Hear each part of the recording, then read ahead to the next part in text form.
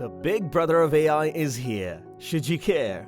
Warning, this might shake you to the core and make you feel paranoia, but also this is something you should be aware of.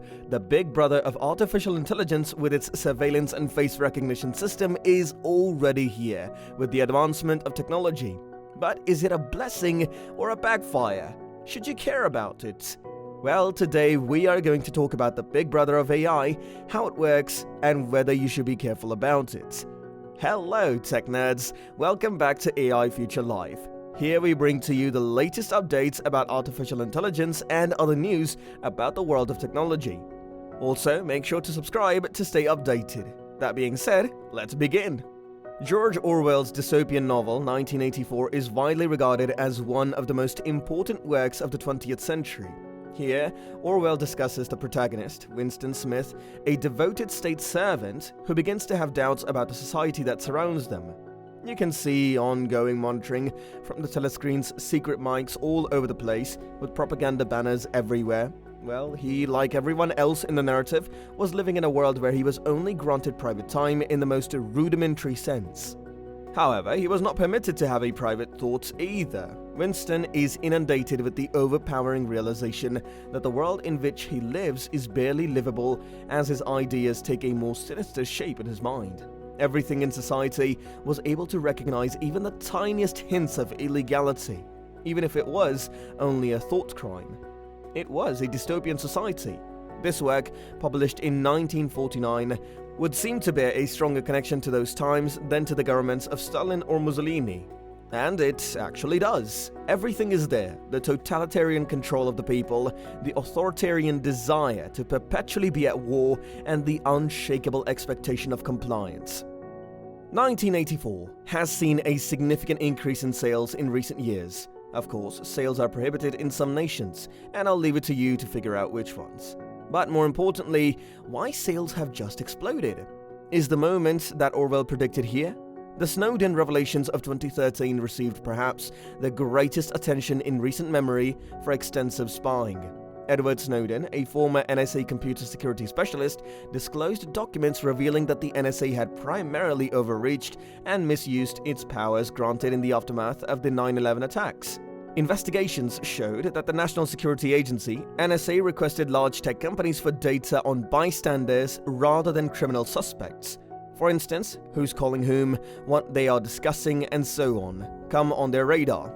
The NSA collects data on 10 bystanders for every target they investigate, many of whom are just citizens of the United States.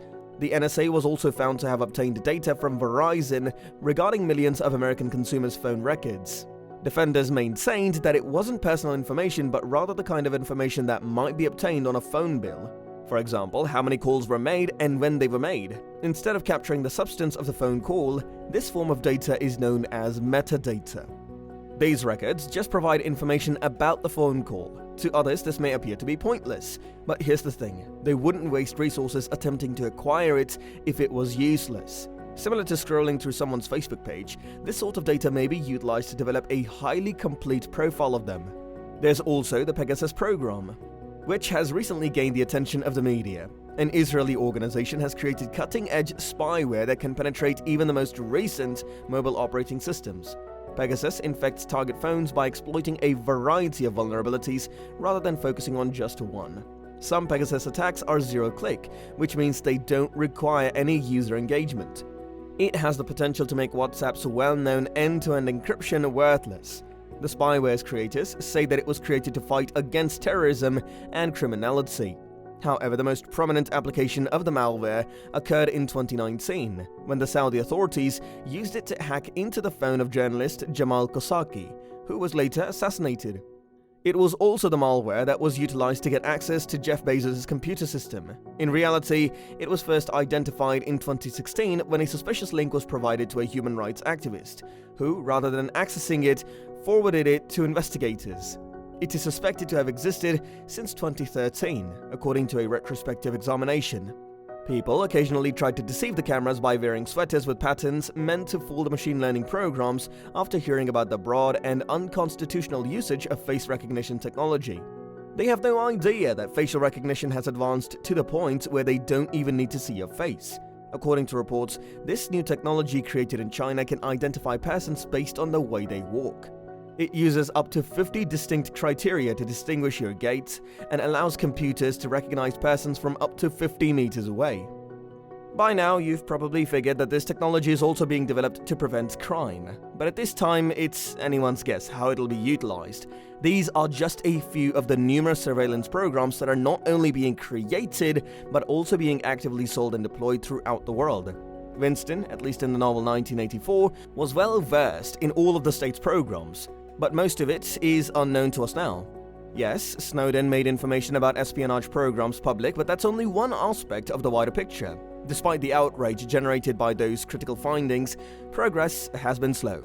We regularly hear about surveillance programs that are restricting individuals' civil freedoms, with tech corporations being required to comply with any demands for data, and some do so freely.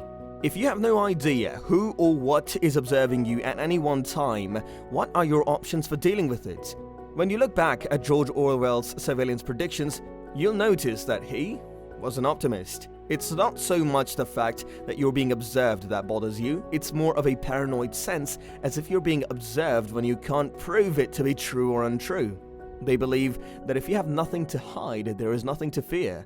The problem with the economy as it now exists is that profit-making can be used to weaponize any interest, good or evil. The right to privacy has been effectively transformed into a desired characteristic. Apple was one of the first firms in the computer sector to take up that role, offering a plethora of privacy features that garner almost as much attention as a new processor or a camera. It's also important to examine the circumstances under which these abuses of power are permitted to begin with. They usually take place shortly after a terrorist incident, when people are more angered and agitated. That's when such requests for authority are met with little to no opposition. Approaches to our civil freedoms do not usually happen suddenly. They move in slow, nearly imperceptible steps. This is what 1984 is about, giving the reader the power to foresee the future when seemingly harmless demands for information gradually develop into omnipresent monitoring. Surveillance programs are generally never overseen or accompanied, unless, of course, a whistleblower decided to expose everything, like Snowden did.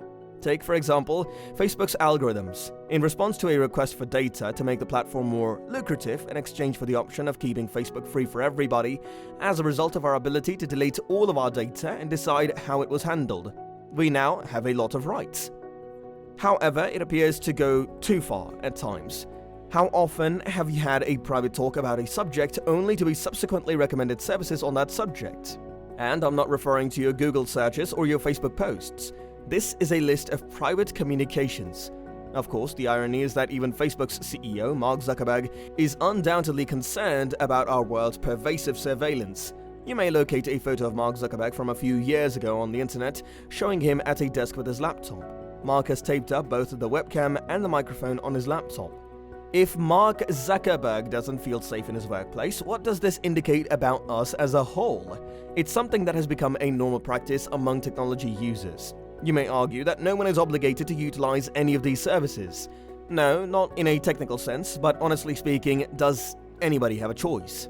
All of these social media platforms have an aspect of cognition, or a lack thereof, reaching people of all ages, abilities, and even desires for critical thinking.